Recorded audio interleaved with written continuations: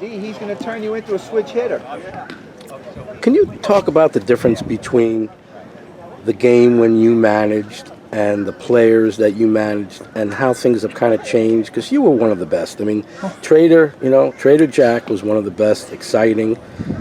How was it different? Well, I would think the difference is I think the salaries, the agents, the salaries have made a big difference in the game today. The conditioning of the players, that's another factor in today's game.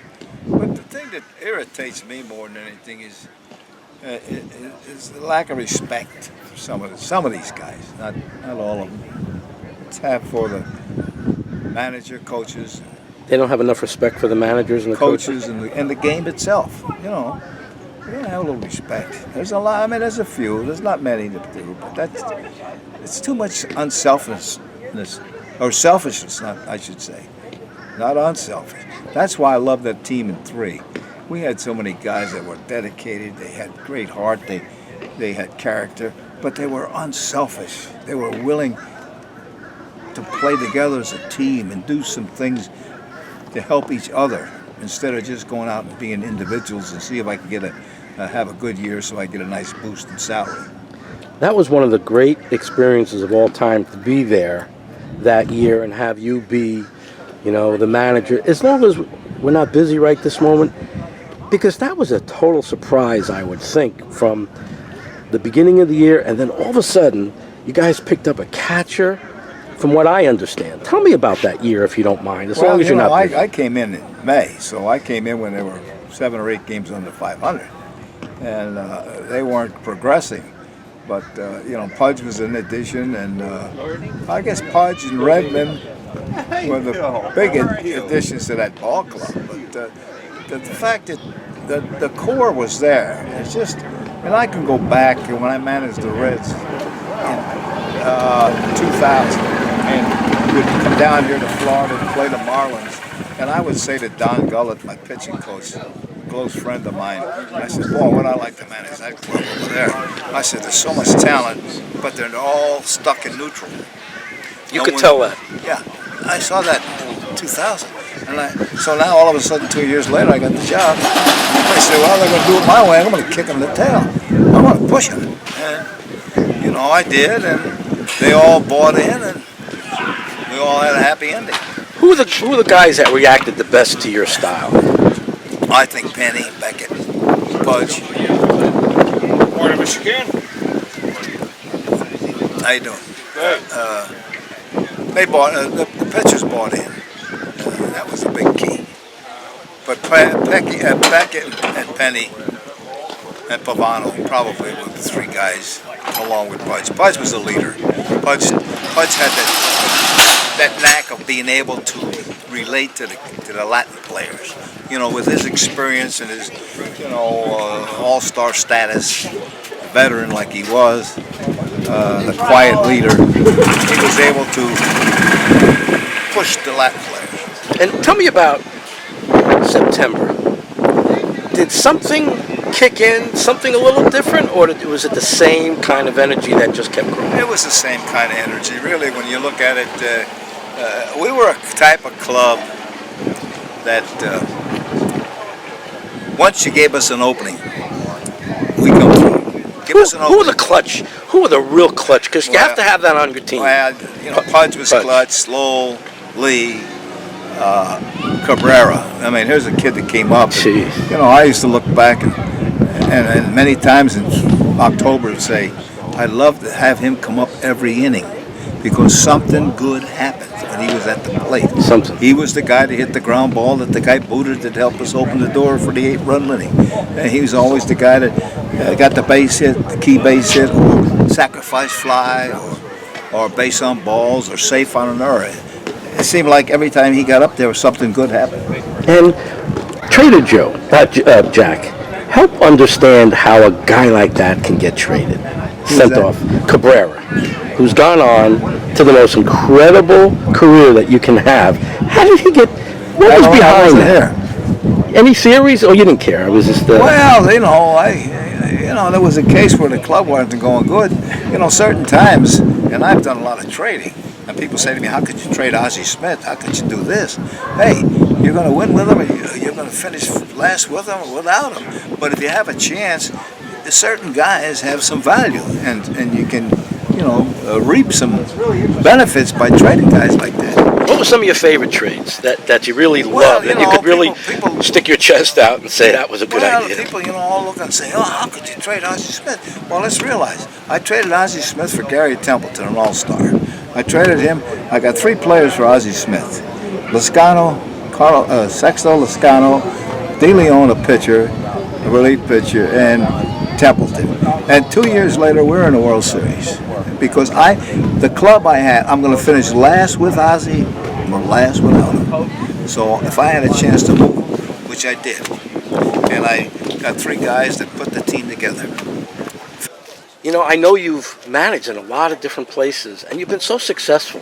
You've managed, of course, you said already in Cincinnati, of course here, won World Series in San Diego. Where else have you managed that kind of sticks out in your mind? Well, I started out in Kansas City in the biggest. Kansas City, Oakland, San Diego, Cincinnati, and Florida. But I also managed in the Winter Leagues down in Puerto Rico for 6 years, at Santurce and Arecibo.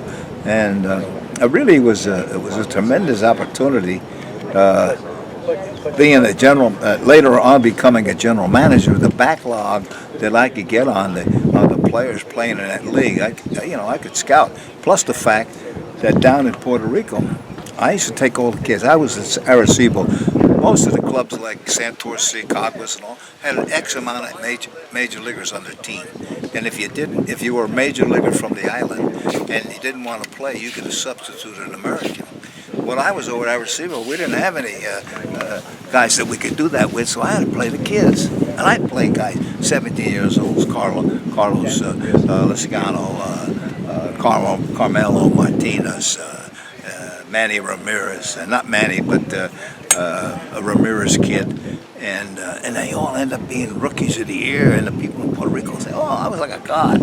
You're the only guy that comes down here to manage to play the Puerto Rican kids. But anyway, what it was for me is when I became the general manager, my experience in Puerto Rico and the knowledge I had of the people and all around the area, plus I had a great scout down there. And he used to round up all these good players. And I would go down in November, and we'd go out in the hills of Puerto Rico, some place I didn't even know the names of the places. So nobody could see us. And he'd bring in the Alamars, and he'd bring in Carlos Baega, Santiago's, and all these guys. Wow. I would have my pick of who we wanted. Wow. And it was really, in those days I had the Alamars, Santiago, Baega, and on the list. I can't even remember all the good players. I had the advantage of having all the I was the number 1 guy in Puerto Rico.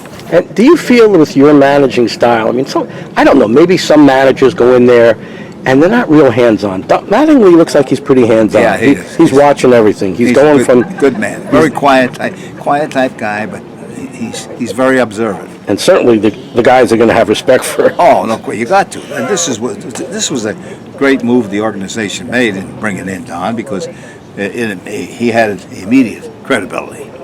Guy that played 17 years in the big leagues, and managed enough years already to give it a little experience on the managing part. But he had a great personality, and he gets along great with people. And he certainly had his days in the Dodgers where he always had them competitive. Yeah, and he had competitive. Plus, he's acquired a good coaching staff, and that helps. So the other thing is, I'm not saying that you could tell me, okay, Bonds. People are outside what happened with Bonds. I have no idea. I was not involved in that. And because I saw him last year working with Bohr, one-on-one, teaching him how to go to the opposite field. And I'm saying to everybody, watch Borg go to the opposite field. And all of a sudden, during the year, Yeah, he did. he went to opposite field and he started getting. But I like Barry. First time all the years I managed against him, I thought he was the best hitter I ever managed against. But and know him and living with him in the clubhouse last year. If you see Barry on the outside during like 10 years ago, you don't want to do it. He was not Then nice. you get to know the guy, and he's a pretty intelligent guy, and he's got a great baseball mind as far as hitting goes. And he had a pretty good dad to Now, kind some- of teach him, yeah. teach him the Yeah, ropes. well, some guys accept it, some guys can't. There's a lot of good coaches that are very well qualified, but not everybody can grasp what they're teaching. And obviously, if you've worked for so many teams and you've had a great record, but then there comes a time, and I'd love for you to just to inform the fans. What happens? Do you start losing control of the club when it comes time to being fired? What changes? Well, you know what happens, really, like I said, I'm the only guy in the history of the game that's won 1,000 games in the major leagues and 1,000 games in the minor leagues. Wow. So I have quite a bit of experience in dealing with younger players and knowing the psychology, how they operate and how they think. And you always see when you have a losing club, the players that had good years are having off years, but it's not their fault, it's the managers. For some reason they want to put the blame on the manager. And with today's game, you got so many high-priced guys that can go with the ownership and say, oh man, this guy, we can't win with this guy. And the board kills the manager. There's a lot of good managers, but in order to be a good manager, you got to have good players. But there's too much griping. Well, we have a different breed today. Years ago, when I broke in, I didn't want to get near the manager, afraid he'd tell me he's sending me out. I mean, I wait for him to come to me. I wasn't going to go to him and say, hey, how come we're doing this, or how come we're doing that, or I don't like to do this, or I can't pitch but one inning, and stuff like that. Today, it's a little different. They know the game better because of television, college, high school today, and they're much smarter, and they demand more answers.